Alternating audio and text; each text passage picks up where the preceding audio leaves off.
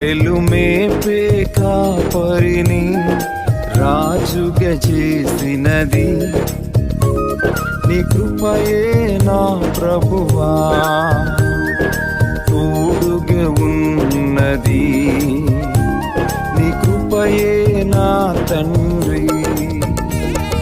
గొర్రెలు మేపే కాపరిని రాజుగా చేసినది నీ కృపయే యేసయ్యా,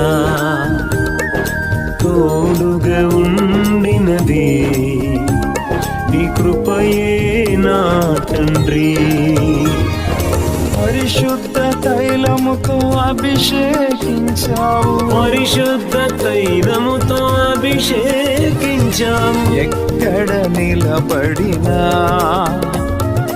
విజయము ఇచ్చావు.